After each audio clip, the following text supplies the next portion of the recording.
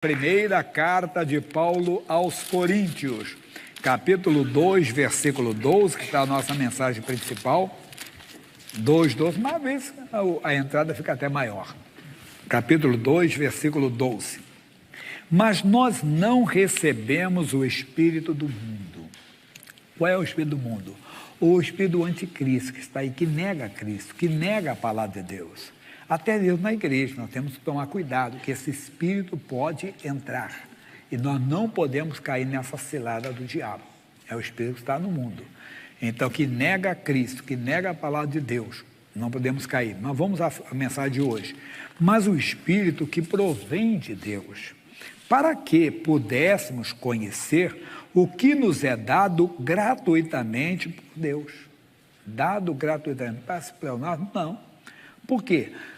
Nós não temos que fazer nada, porque as religiões sempre ensinam a fazer alguma coisa. A religião é o homem querendo alcançar Deus, então ele faz algo para alcançar Deus. O evangelho é Deus alcançando os homens na pessoa de Jesus Cristo. É a grande diferença. O que nós temos que fazer? Crer na palavra, que o Espírito Santo está dizendo aqui, que ele vai nos dar. É como se fosse uma assessoria. Eu falei, você não conhece São Paulo, chega em São Paulo, eu vou te mostrar São Paulo. Olha, você vem comigo, aqui tem o teatro chamado Municipal, antigo, tá bom?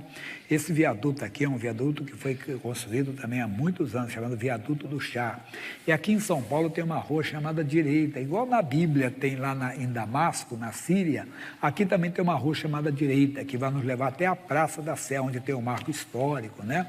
Ali, aí você faz, agora indo para frente, nós vamos pegar a Avenida do Estado e nós vamos sair no lugar onde tem ali, foi dado o grito do Ipiranga, ali tem o Museu do Ipiranga. O que eu estou mostrando? Que bobeira é essa, pastor Jaime? O Espírito Santo nos mostra tudo o que tem na palavra. Veja o que ele está dizendo para nós aqui. Ele está dizendo, o Espírito que provém de Deus, para que pudéssemos conhecer o que nos é dado gratuitamente por Deus, as quais também falamos não com palavras de sabedoria humana, mas com as que o Espírito Santo ensina, comparando as coisas espirituais com as espirituais. Ora, o homem natural não compreende as coisas do Espírito de Deus porque lhe parecem loucura. E não pode entendê-las porque elas se discernem espiritualmente. Lá no livro de Atos dos Apóstolos, quando eles foram cheios com o Espírito Santo, vamos ver isso aqui, Atos capítulo 2. E tem muita revelação para nós, né? Atos capítulo 2. Não vou ler todo, primeiro o versículo 4. Olha o que diz o versículo 4. Diz, e todos foram cheios do Espírito Santo e começaram a falar em outras línguas, conforme o Espírito Santo lhes concedia que falassem. E em Jerusalém estavam habitando judeus, varões religiosos de todas as nações que estão debaixo do céu. E correndo aquela voz, ajuntou-se uma multidão, que estava confusa, porque cada um os ouvia falar na sua própria língua. E todos pasmavam e se maravilhavam, dizendo uns aos outros, pois que não são os galileus todos esses homens que estão falando? Como, pois, os ouvimos cada um na nossa própria língua, em que somos nascidos partos, medos, elamitas, e os que habitam em Mesopotâmia, e também Judeia, e Capadócia, e Ponto, e Ásia, e Frígia, e Panfilha, Egito e partes da Líbia, junto a Cirene, e forasteiros romanos, tanto judeus como prosélitos, e cretenses, e árabes, e todos os temos ouvido em nossas próprias línguas falar das grandezas de Deus. Olha só, é como se fosse hoje, vamos dizer assim, estamos aqui conversando, orando, de repente em línguas estranhas, e eu começo, uma vez teve isso, uma família estava lá de fora, família indiana, estavam visitando, entenda bem, com uma outra família, que são da igreja, se está falando o nosso idioma, mas eu não falo nada, foi por inspiração. O missionário na Praça da Sé estava orando e uma senhora falou comigo, o pastor Jaime, o missionário fala polonês também? Eu disse que eu saiba não, ele aprendeu um pouco de russo. Ele disse, não, mas ele falou isso. Aí eu expliquei que eram os dons do Espírito Santo. Mas veja a reação, é isso que eu quero pegar para você. E todos se maravilhavam e estavam suspensos, dizendo uns para os outros. O que quer isso dizer? E outros, zombando, diziam, estão cheios de moço e vinho, estão embriagados. Pedro, porém, pondo-se em pé, Com os 11, levantou a voz e disse-lhes: varões judeus, e todos que habitais em Jerusalém, seja-vos isto notório, escutai as minhas palavras. Esses homens não estão embriagados, como vós pensais, sendo esta a 3ª hora do dia, 9 horas da manhã. Mas isto é o que foi dito pelo profeta Joel. E nos últimos dias acontecerá, diz Deus, que do meu espírito derramarei sobre toda a carne. Isso é Joel 2:28. Não precisa ler agora não, tá bom? E vossos filhos e vossas filhas profetizarão, os vossos jovens terão visões e os vossos velhos sonharão sonhos.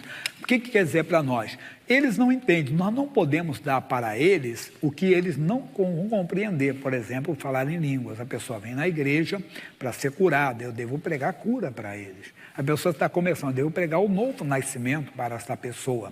Porque o homem natural não compreende as coisas do Espírito de Deus. Estamos falando de algo que é para a igreja de Cristo, quando foi derramado o Espírito Santo, que hoje falar em línguas é importante porque 1 aos Coríntios 14:2. 1 aos Coríntios, capítulo 14, versículo 2.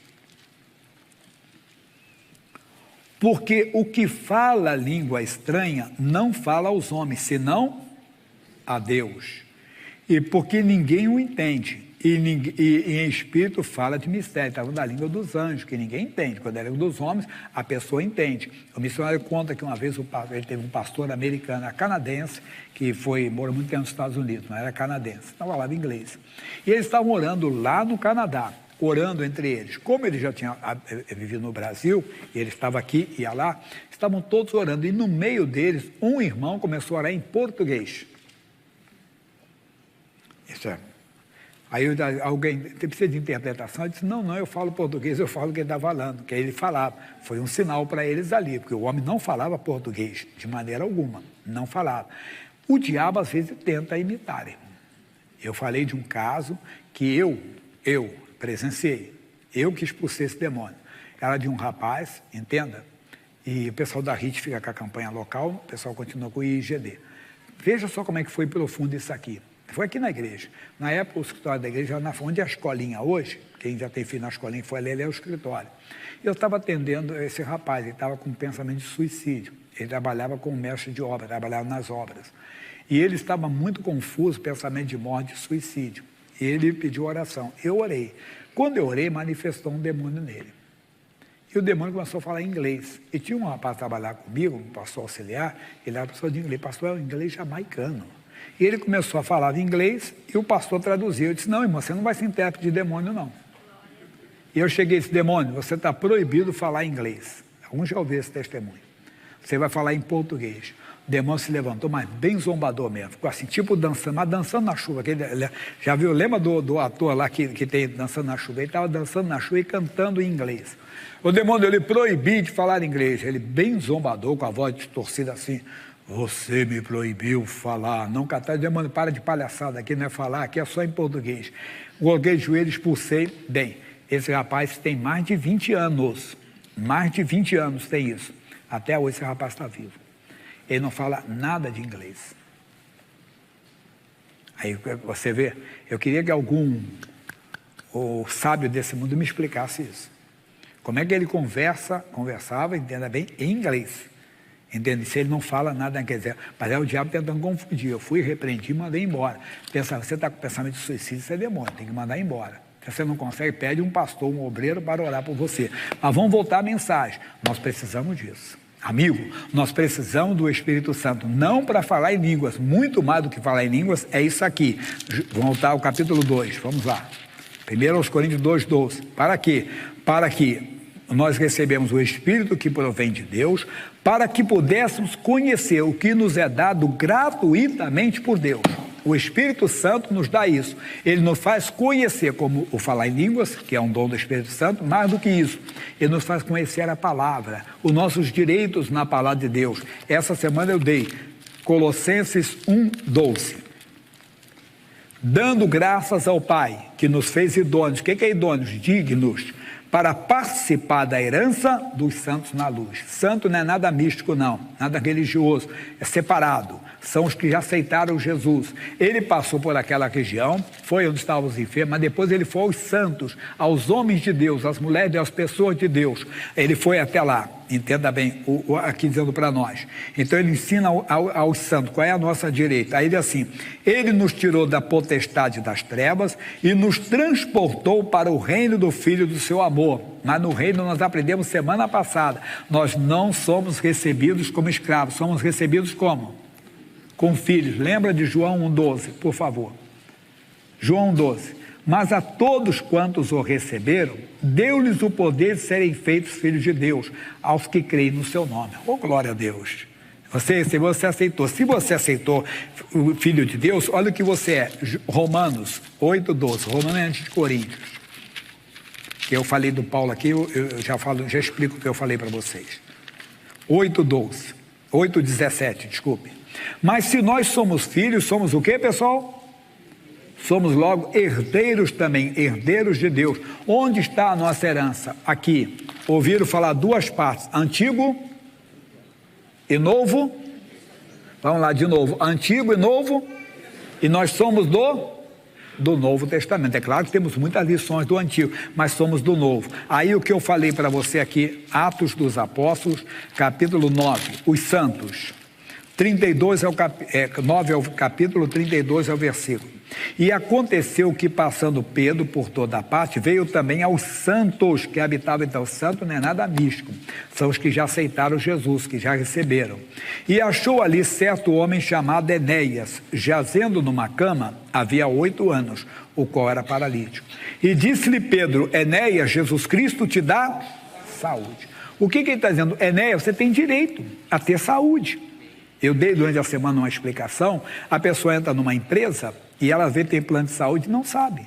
Entende? Ela está doente, aí fica esperando pelo SUS, pelo Estado, não estou falando mal não, que aqui é demorado mesmo. E aí ele conta para um amigo: rapaz, eu estou sentindo umas dores, eu fui lá na UPA perto de casa, eles passaram o exame, mas só tem vaga daqui a 2, 3 meses. Ué, por que você não usou o convênio da empresa? Como assim? Você não sabe disso? Aí eles me deram um papel lá, tinha umas carteirinhas, eu guardei. Não, está falando do convênio, você tem direito, tem um convênio. Você pega esse exame, vai no laboratório que está no convênio e você faz na hora. Não sabe.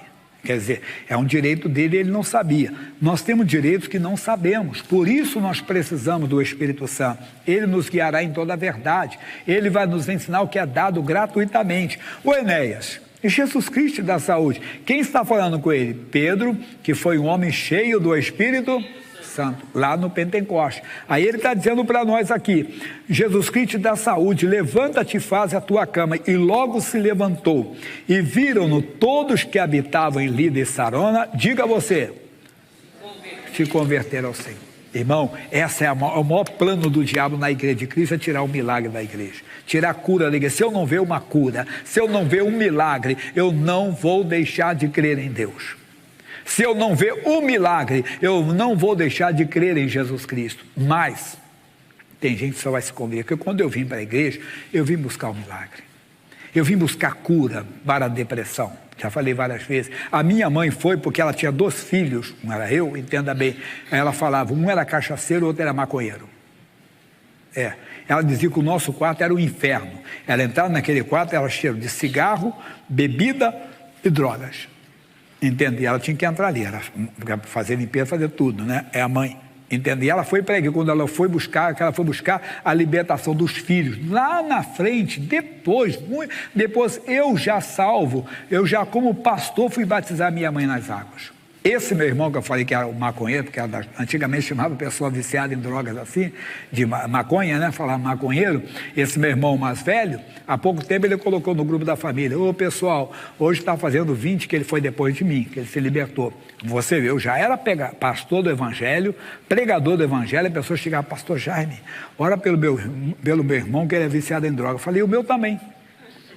Não, eu não prego a minha vida, eu luto para viver o que prego, entenda? E eu continuei na oração por ele, mesmo sendo pregador, eu orava, e ele colocou, e ele me deu testemunho. Aí ele falou, não me lembro agora, foi 20 e tantos anos, ele falou assim, que eu fui liberto em nome de Jesus, glória a Deus.